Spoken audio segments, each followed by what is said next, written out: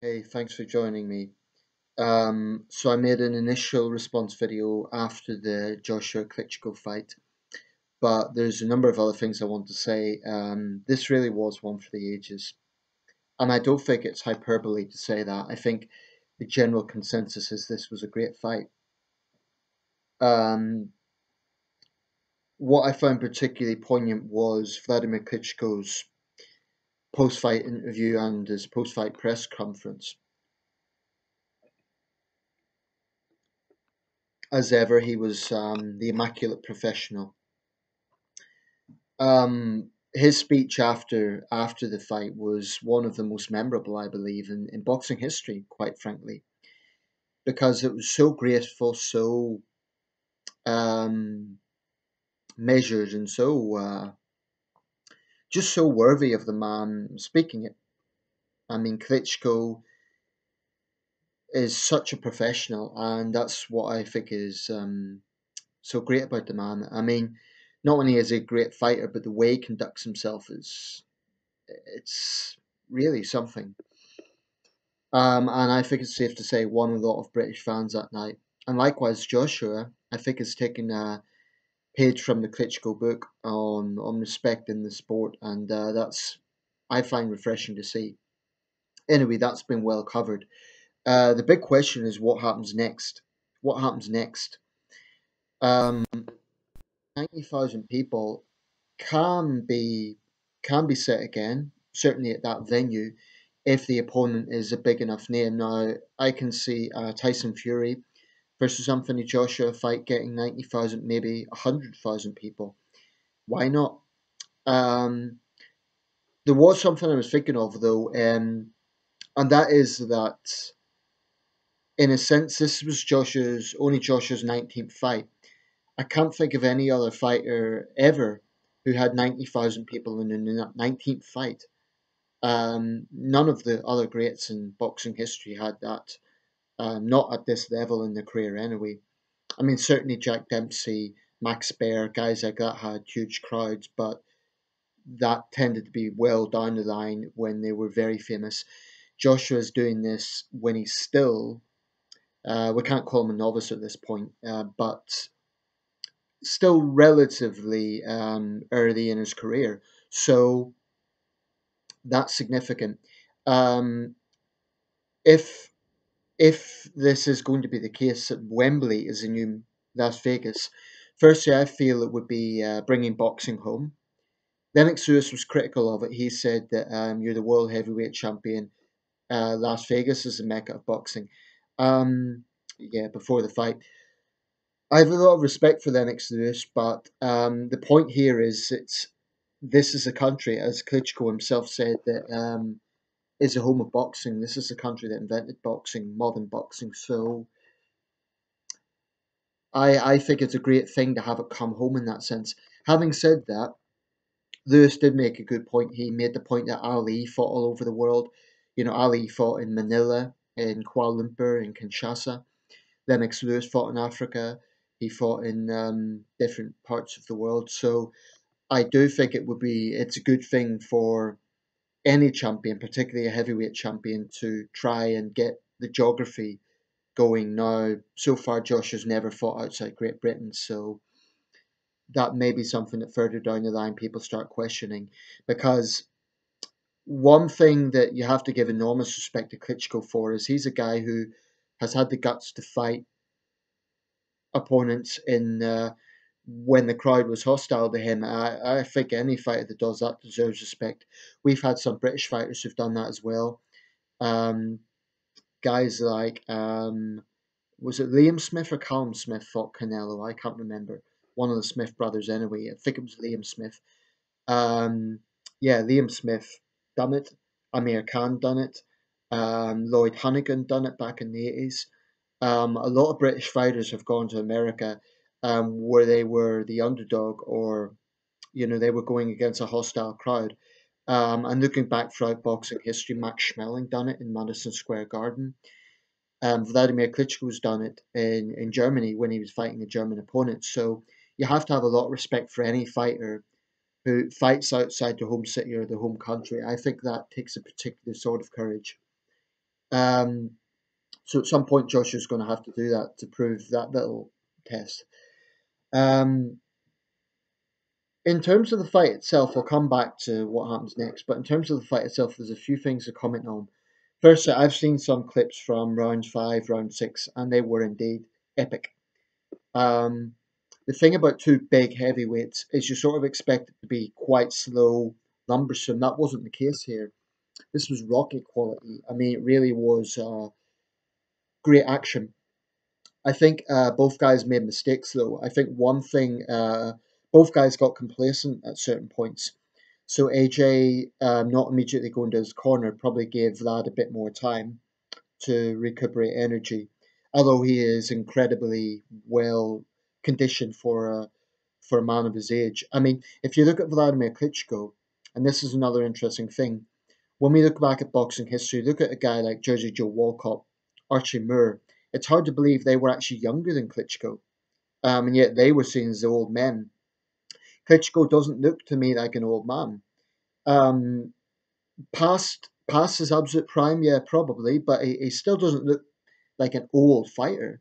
Um, he has speed, he has power, and I think that's something that again sets Klitschko out. But there's other things to consider. I mean, I mentioned that I think Joshua got complacent because he got excited when he had Klitschko down. Bear in mind that out of 69 fights now, Klitschko's only been beaten 5 times. And it's kind of an exclusive club of men who've done that. Corey Sanders, Damon Brewster, Ross Purity, Tyson Fury, and now Anthony Joshua.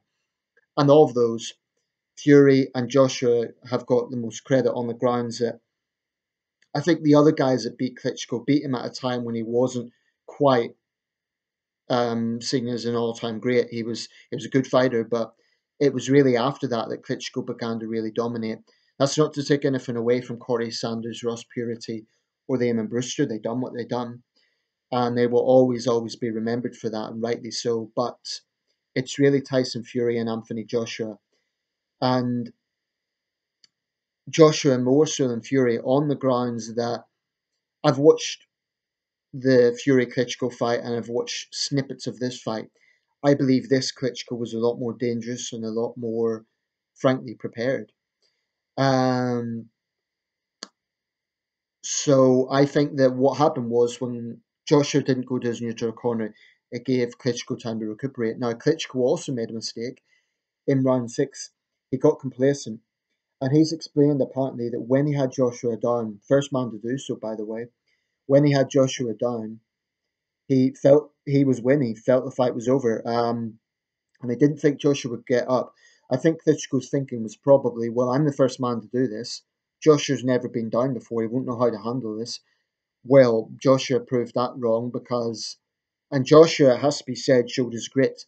This guy is not a one-hit wonder. Joshua showed that he pulled through that. Um, and recuperated. That's what made this so epic. It wasn't a case that one guy totally dominated. It was a very, very close fight, in my opinion. And that's what made it so great. I don't really like to see fights where one guy is dominating to the point where the other guy is just being beat up because you feel like you're just watching a mugging, or you feel like it's not a fight, it's a beat up. With this, you saw two warriors giving their all, and it was epic. So what happens next? If Joshua goes to the States, I can't think of an American boxing venue that can hold 90,000 people. What they may have to do if they really don't want London to become the new mecca of boxing is consider converting one of those big multi-purpose stadiums, like I don't know, maybe the former Olympic stadium in Atlanta. Surely that would be a big size if it's still there. But Vegas, 20,000 people. It's much smaller venues in London. So if AJ was to fight Wilder, I think Wilder would need to accept that it would be in Britain. If both guys wanted a huge fight, and I could definitely see Joshua Wilder being a great fight. Joshua Ortiz is another possibility. Luis Ortiz doesn't quite get the same attention as the other guys, but he is a very capable big hitter. King Kong, he's not called that for nothing. Um, Fury Joshua would be a massive domestic fight. I would say the biggest domestic fight ever, ever. It would be bigger than Lewis Bruno. It would be bigger than Froch Groves. It would be bigger than Ben Eubank. It would be the biggest domestic fight ever. Bigger than Hey Zora. Um, and the rematch. Here's an interesting question now. Joshua Klitschko 2. At first, I thought, no, that's, Klitschko is not going to do this again. But because this was close, um, I was looking at an old footage of the Rocky Marciano film, TV film. And there's a very powerful scene in that when Marciano's fighting Joe Louis. And as was the case in real life, he found it very difficult to beat his idol. So it was a case of the young lion beating the old lion. But this is somewhat different. It's the young butt lion who beat the old lion. However, Klitschko was not completely, he was beaten, certainly beaten, but I think there's still fight left in Klitschko. Now, usually when a guy gets into his 40s, I say he should, retire. I think the perfect ending to the Klitschko story would be to get a rematch and to win. But that's not to take anything away from Vladimir Klitschko. He will always be a great fighter, and I think if no rematch happens and if Klitschko does decide to retire, no one could blame him because this defeat was not as bad as the Fury defeat in the sense that I don't think the Klitschko that night was the same Klitschko, and that would have been a case of an old man, being bettered. It's not a case, I'm not saying we should take anything away from Tyson Fury. He done what he had to do, but I think there are different fights, and that's going to be a big thing that comes up about whether Klitschko should do this rematch or not. He was very quick to say there's a rematch clause, so I think Klitschko's the sort of man who I think has fighting in his blood and has a constant forward-looking vision. He doesn't like the idea of being seen as an old man, and he doesn't talk like an old man. I think he will have at least one or two fights left in him, although he should retire after that. Having said that, unlike a lot of guys who have fought for a long time, Klitschko sounds completely, um, he's all there. Sometimes you get guys who fought for a long time and they sound punch drunk. They sound like they've taken too many hits to the head, and that's just clearly not healthy. You don't get that impression with Klitschko. Um, you don't get that impression at all. It's very rare that he's been knocked down in his career, so I think he probably could pass all the medicals for a rematch. I can't see that being an issue. Should he do it? Well, in the end of the day, it's up to him. Joshua's made it clear he'll fight anyone. Of course, that's a gamble for Joshua because, his people might think, well, this guy brought you to the trenches. What if Klitschko wins? I don't think that would necessarily mean that Joshua's suddenly not as good as he's made out to be. I think Joshua has proven he's potentially a great fighter. Um, but it would be a bit of a gamble for the Joshua side. So let me know your thoughts. What should Anthony Joshua do? Take a rematch with Klitschko? Being the winner, I think he'll probably get the call of shots. Take a rematch with Klitschko, face Tyson Fury. Fury, of course, needs to decide what exactly he's doing in the sport. Fury's been inactive for almost 2 years since that Dusseldorf fight. Um, of the three, Klitschko 2, Fury, Wilder, I think the most plausible is actually probably Wilder. Wilder's still in the game, he's still fighting. He's only a bit older than Joshua, so I think he's probably the most plausible. Fury makes a lot of noise, but until he decides what he's going to do, you know. Um, as for Klitschko, well, I could definitely see a rematch happening, but it's a big thing to ask of either man. But I think it would definitely sell out. Let me know your thoughts.